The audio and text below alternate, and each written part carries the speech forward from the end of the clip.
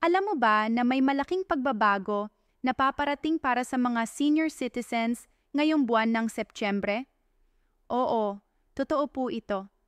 At hindi na matagal ang paghihintay dahil sa darating na September 30, ilalabas na ang buong schedule ng Universal Social Pension na matagal nang hinihintay ng marami.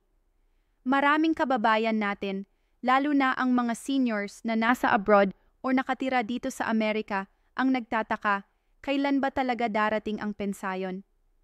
Totoo ba ang balitang ito? At paano ko malalaman kung kasama ako sa makakatanggap?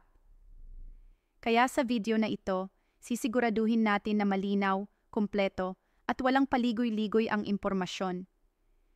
Hindi po ito simpleng balita lang. Ito ay real-time solution para sa inyo na umaasa sa pensyon bilang dagdag na tulong sa araw-araw. Dahil naiintindihan natin, hindi biro ang gastos, lalo na kung senior citizen ka na. Ang kaunting ayuda mula sa gobyerno ay malaking ginhawa para sa mga gamot, pagkain, at pangaraw-araw na pangangailangan. Kaya't manatili po kayo rito dahil ipapakita ko ang kumpletong detalye ng schedule kung sino ang sakop ng programang o at ano mismo ang aasahan ninyo pagdating ng September 30. Hindi lang po tayo magbabahagi ng petsa, kundi pati na rin ang kahalagahan nito sa buhay ng bawat senior citizen. Saan man kayo naroroon, sa Pilipinas man or dito sa US. Sa mga nanonood ngayon na matagal nang naghihintay ng malinaw na sagot, ito na po ang video na magbibigay sa inyo ng kasagutan. Kaya siguraduhin ninyong tapusin ito hanggang dulo. Dahil baka ang sagot na hinahanap ninyo tungkol sa inyong pensayon ay narito na. Simulan na natin ang pagtalakay sa Universal Social Pension na ilalabas ngayong September 30 at alamin ang buong schedule kung kailan ninyo ito inaasahang matatanggap.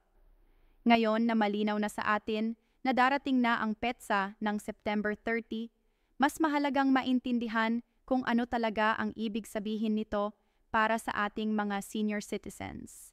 Marami ang nakakarinig ng salitang Universal Social Pension pero hindi lahat ay lubos na nakakaintindi kung paano ito gumagana, sino ang kasama at ano ang magiging proseso sa pagtanggap nito.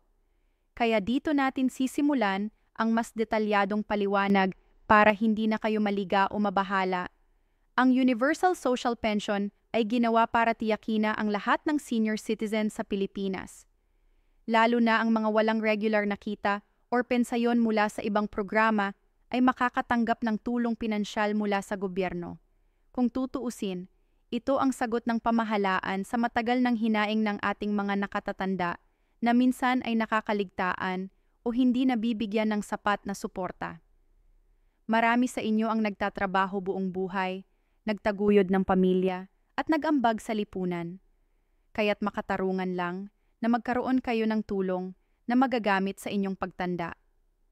Ngayong darating na September 30, ilalabas na ang buong schedule ng release. Ibig sabihin, hindi na ito mananatiling usap-usapan lang o sabi-sabi kundi isang malinaw na gabay na magsasabi kung kailan at paano makukuha ng mga senior ang kanilang parte. Maraming seniors, lalo na ang mga nakatira sa probinsya o malalayong lugar, ang madalas nagtatanong kung saan ba talaga pupunta, sino ang lalapitan at kailan dadating ang ayuda. Ito na ang pagkakataon para mawala ang kalituhan na yan. Ano isa sa mga bagay na laging nagiging hadlang ay ang kakulangan sa impormasyon. Madalas ay may balita pero kulang sa detalye. Kaya sa pagkakataong ito, mas malinaw ang plano ng gobyerno na ay latag ang schedule upang masiguro na bawat senior citizen ay may pagkakataon na makuha ang nararapat para sa kanila. Hindi ito tungkol lang sa pagbibigay ng pera kundi tungkol din sa pagbibigay ng respeto at pagkilala sa mga kontribusyon ng ating mga nakatatanda.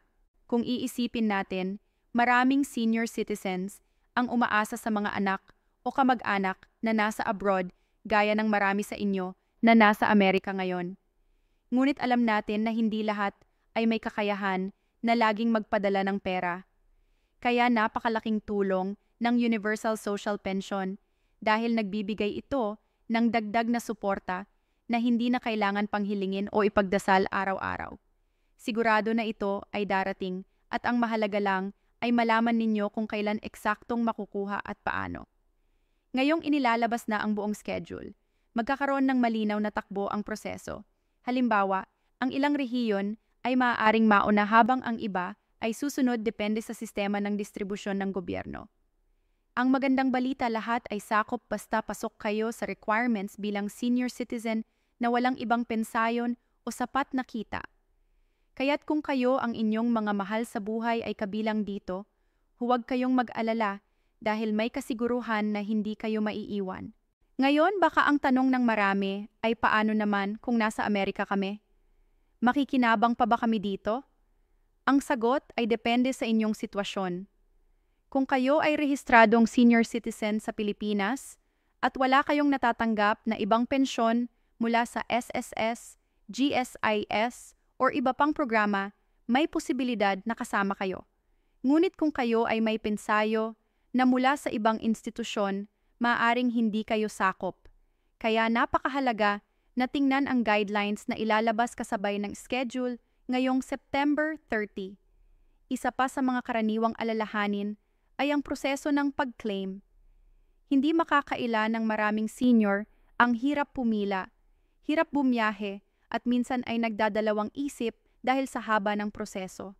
Ngunit ayon sa mga huling ulat, mas pinadali na ang sistema ngayon. May mga pagkakataon na dinadala mismo sa barangay ang distribusyon at sa iba naman ay ipinapadaan sa mga authorized centers para hindi na magkalituhan. Sa madaling salita, ginagawa ng gobyerno ang paraan upang maging mas accessible ito sa lahat ng senior citizen saan mang sulok ng bansa.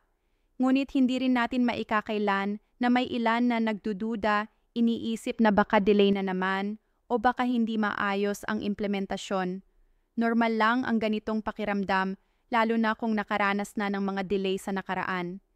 Pero ngayon, mas malinaw at mas organisado ang plano dahil sabay-sabay na ilalabas ang buong schedule ng release.